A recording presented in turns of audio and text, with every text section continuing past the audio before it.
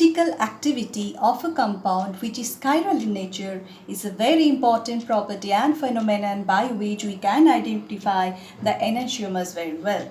You know that in stereochemistry there are two very important terms, enantiomers and diastereomers. Diastereomers are those isomers which are not mirror images to each other. They have different physical properties like boiling point, melting point, solubilities, refractive indices, etc. And we can detect the diastereomers very easily. We can differentiate them by using the boiling points, melting points and other properties, physical properties. But enantiomers, those are mirror images of each other and are not superimposable. They have identical physical properties. So they cannot be detected or identified and differentiated by the physical properties. But we can detect them with one exception property, which is that is enantiomers rotate the plane polarized light in equal and opposite direction, which is why they are sometimes called optical isomers. So optical isomers is another name of enantiomers. Why?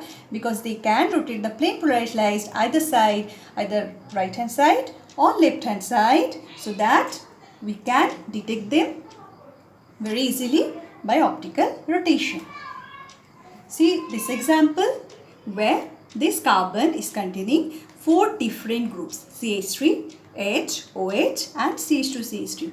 They're all different groups which leads to optical activity and is called stereogenic center. This carbon is called as stereogenic center.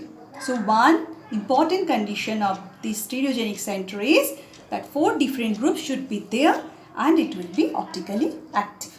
So first point is 4 different groups. That carbon should be chiral.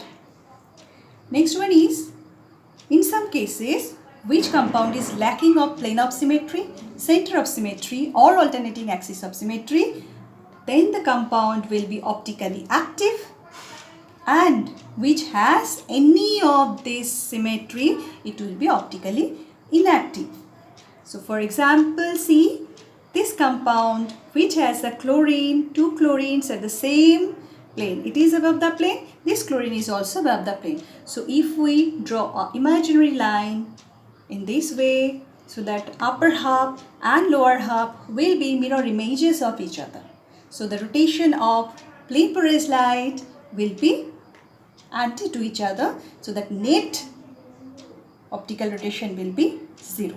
So it will be optically inactive. But in this case, the chlorine is above the plane and this chlorine is below the plane.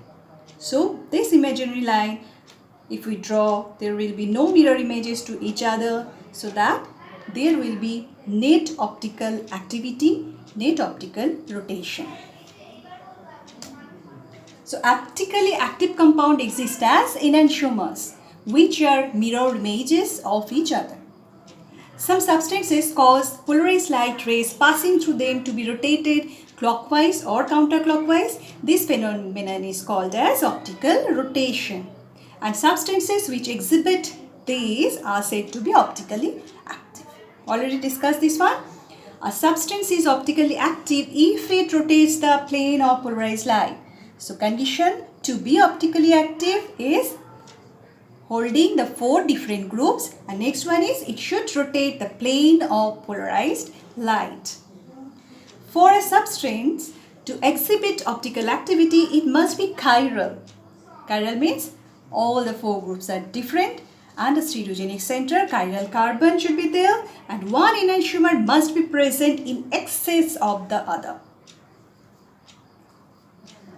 So optical activity is usually measured by using a wavelength 589 nanometer. That light should have 589 nanometer. And this is the wavelength of the yellow light of D line of sodium. So we will be using this D line of sodium to calculate the optical rotation. See, the ordinary light, which is called as non-polarized light, consists of light of many beams vibrating in different planes. So all the beams are vibrating at different planes, which is called non-polarized light. But plane polarized light consists of only those beams that vibrate in the same plane. So this vibration is at the same plane, which is called as plane polarized light. See here the beams vibration at different planes, which will be passing through nickel prism, and the resulting vibration plane will be at the same plane. It is the plane polarized light and it is the non-polarized light. This is the setup where this is the light source. From the ordinary light, the vibration possible at every plane, different planes, beams possible vibration, and if it gets through, go through the polarizer, then vibration at only one plane, that is plane polarized lights, we can generate, which on interacting with the compound of the optically active compound, then this plane will be tilted to either right hand side or left hand side. Here it has tilted to left hand side, and by analyzer we can detect where it has gone. It has gone through right hand side or left hand side. This is the same experiment, another one, light source, all vibration, possible planes, polarizer, one definite plane vibration interacting with the optically active compound, which is kept in the polarimeter tube, a cell. Then if this is optically inactive, then the plane will be same. But if it is optically active compound, then this plane polarized light will interact with the molecules, chiral molecules, and this plane will be tilted to either ways. And by this analyzer, we can see the brightest picture, so that we can rotate the analyzer either left hand side or right hand side to see the brightest picture, and it will be observed by the observer. So the amount in degrees that a chiral material will rotate light is called the optical rotation. So the amount that the plane generates, the degree of rotation from this plane to this plane. So this angle will be our optical rotation, degree of optical rotation. Different chiral molecules will have optical rotations. Yes, depending on the nature of the chiral compound, the degree of rotation will be different, and the degree of optical rotation will be different due to the nature of the chiral molecules and the optical rotation. And enantiomers will always have equal optical rotation but in opposite direction, as enantiomers consist of plus enantiomer as well as minus enantiomers, so they will always have equal and opposite rotation. Okay? If the substance is optically inactive, the plane of the polarized light will not change in orientation, and the observer will read the angle as alpha is equal to 0 degree. So if the plane after interaction will be at the same plane of vibration, then it will be optically active and the net degree of rotation will be 0. If the compound in the polarimetry cell was optically active, the plane of the light would be rotated on its way through the tube. The observed rotation is a result of the different components of the plane polarized light interacting differently with the chiral center. So interaction will be different, it will be varying with the chiral carbon, chiral molecules of the compound, and the degree of rotation will be also varied. To observe the maximum brightness, as we have already said, the observer will have to rotate the axis of the analyzer back either clockwise or anti-clockwise direction depending on the nature of the compound. So we will rotate the analyzer either right hand side or left hand side to see the brightest picture. So if we rotate the analyzer at right hand side, it will be called as dextrorotatory. If we rotate it at the left hand side, it will be called as levorotatory. Clockwise direction, the rotation in degree is defined as positive and called as dextrorotatory, as from Latin word dexter means right.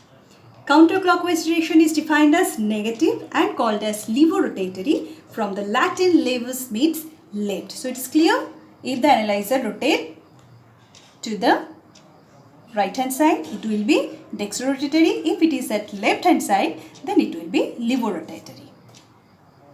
Compounds that have an enantiomer are obviously chiral. Enantiomeric compounds have identical physical properties. Yes, we have already studied this one. They react or interact with each other differently depending on the chiral molecule, the nature of the molecule. They rotate the plane polarized light in equal but opposite direction, already discussed, to the right dextro and to the left levo. Another term from this experiment is specific rotation. What is that?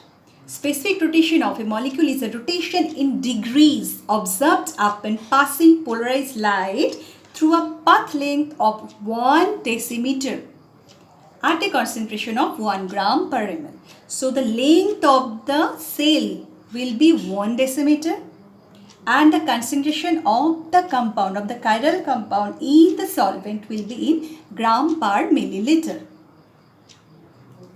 The observed specific rotation, alpha observed, depend on the length of the tube, that polarimeter tube, the wavelength that is used, the concentration of the optically active compound, and to a certain degree on the temperature. So we can detect this, we can space this equation in that way, where D is the D line of sodium.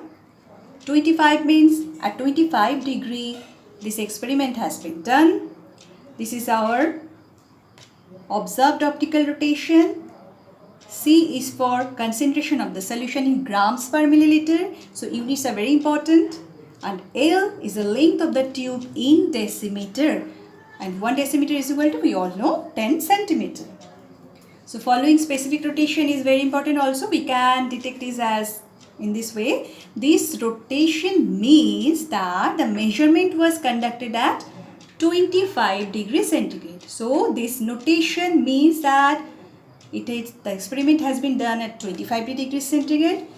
The light used was D line of sodium and a sample containing 1 gram per milliliter of the compound and 1 decimeter tube was that the polarimeter length, and the rotation, optical rotation, was 3.5 degree, but at which direction? As it is positive, it will be at dextrorotatory, so right hand side or clockwise direction. This is the actual polarimeter used in our labs. So some few stereochemical terms are there. What are that? A solution is said to be optically active if it rotates plane polarized light. So the condition is to rotate the plane polarized light. The molecule will be optically active. Otherwise, if it cannot rotate the plane polarized light, then it will be called as optically inactive compound. A chiral compound will not be optically active. So chiral compound will be optically active. A chiral compound will be optically inactive. A solution containing an equal mixture of enantiomers. If it is equal mixture, then net optical activity will be 0. But a solution containing an unequal mixture of enantiomer is required to rotate plane polarized light. An equal mixture, yes, it is then optically inactive. It is called as racemic modification or racemate and is designated as DL or plus minus in this way. A sample with only one enantiomer is optically pure. A sample that has an unequal mixture of enantiomers has an optical purity reported as enantiomer excess. So these are two terms which we have to mention here. So first of all, I need to identify that a racemic mixture. What is that? A racemic mixture is a 50-50 mixture of two enantiomers. So ratio is 1:1. Because they are mirror images, so two enantiomers both are mirror images to each other. Each enantiomer rotates plane polarized light in an equal but opposite direction. So each enantiomer rotates the plane polarized light if dextrorotatory and other one is at laboratory, then the net result for the optical rotation will be 0. So this is the condition for racemic mixture or racemic modification. Identifying and distinguishing enantiomers is inherently difficult since their physical and chemical properties largely identical. So as the properties, physical as well as little bit chemical properties are identical for the enantiomers, so we cannot detect them very easily by using the physical properties. We can identify them or differentiate them by only plain polarized light. The right and left-handed enantiomers of a chiral compound perturb plain polarized light in opposite ways. This perturbation is unique to chiral molecule and has been termed optical activity. So it's clear? See, optical rotation and enantiomeric purity. What is that? An equal mixture of two enantiomers is called a racemic mixture or racemic modification or racemax. If two enantiomers rotate plain polarized light in opposite direction, a racemate will not rotate light at all. The effects of the two enantiomers will cancel out each other. So, see this example, one enantiomer rotates at plus right hand side, one other enantiomer rotates at minus or left hand side. So, one is plus, another one is minus. So, exactly opposite rotation, equal and opposite direction cancel out each other. So, net optical rotation will be 0 for this enantiomer. If two enantiomers are present in unequal ratio, only part of the optical rotation will be cancelled out, right? So, by comparing the rotation of the sample to the rotation of a pure enantiomer, the enantiomeric purity can be determined in which way? See, this is one enantiomer. I have taken plus enantiomer is an excess amount. So, this amount is in excess. One other enantiomer minus to this amount. So, this amount, this black portion and up to this portion are same. This plus and this minus will cancel out each other. But this is excess of plus. So, this will be cancelled out as this part will be optical rotation 0.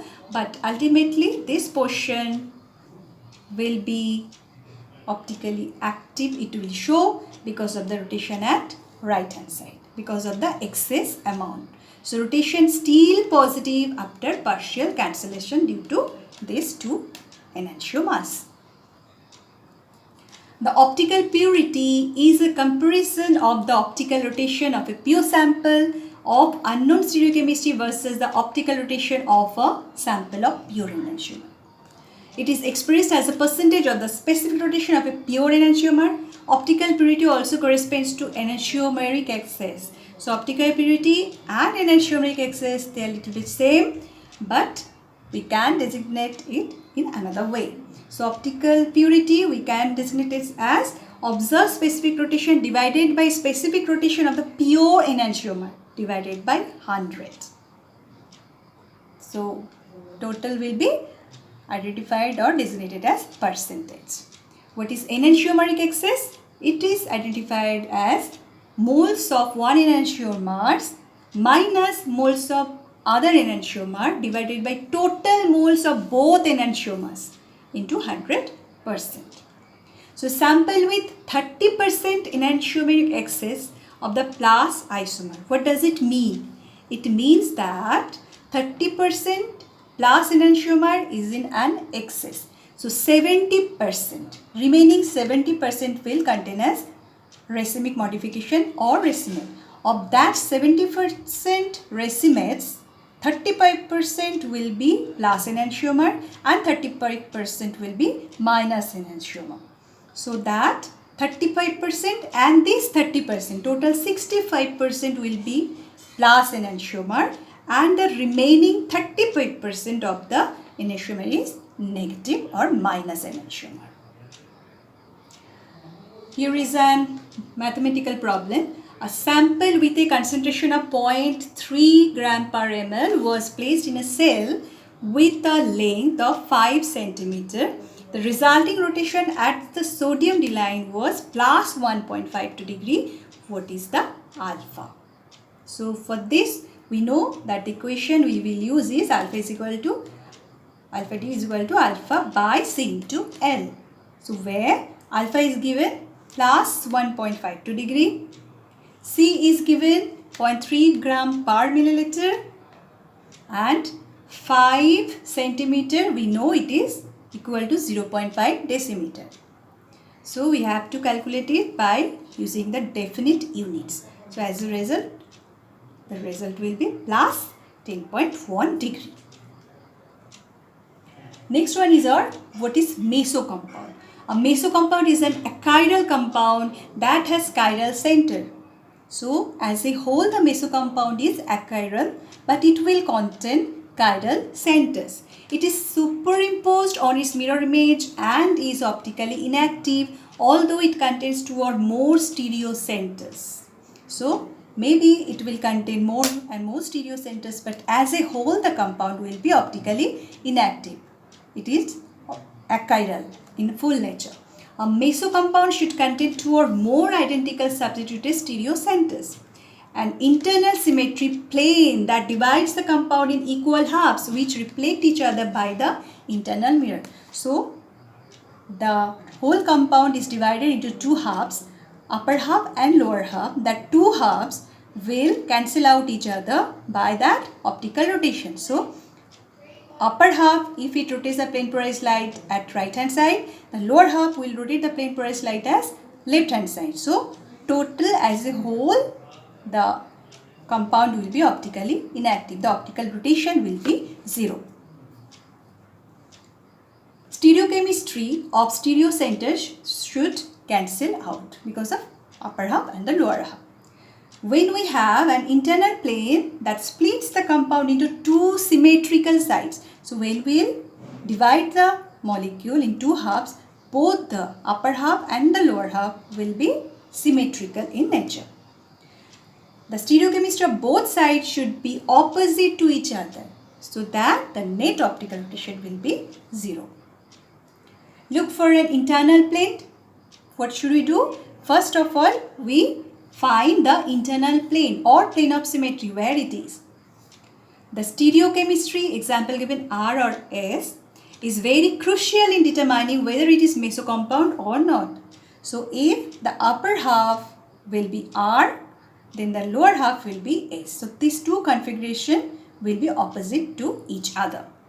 R cancels S out in a meso compound with 2 stereo centers. So if it is 2 stereo centers, then the upper configuration, if it is R, the lower configuration will be S. So as an optimum result, they will cancel out each other and the compound will be optically inactive. So this is our example. I have taken this example here for both that molecule. This is the half, this is the imaginary plane or plane of symmetry where the upper half and lower half are mirror images of each other. See, OH, OH, H, H, Cl, Cl. So the rotation, the configuration of upper half will be R, and for this carbon, this lower half have the configuration, this carbon is S. So 2 halves will cancel out each other, the optical rotation will be 0. So total molecule will be optically inactive. One more example is there. See, this is the plane of symmetry. Same thing, identical stereo centers, these two. This is the internal plane. And this type of compounds are called as meso compounds. Hence, one more example where the bonds are given as above the plane, back the plane. So, here is the imaginary line, plane of symmetry. This half and this half are mirror images to each other, and this half and this half also identical in nature, symmetrical in nature. So, optimum optical rotation will be 0. Same thing where the imaginary plane is drawn over here, so that left hand side and right hand side they are mirror images to each other and the compound will be meso compound. So these are some references I have used. So this class is finished for this day. Thank you.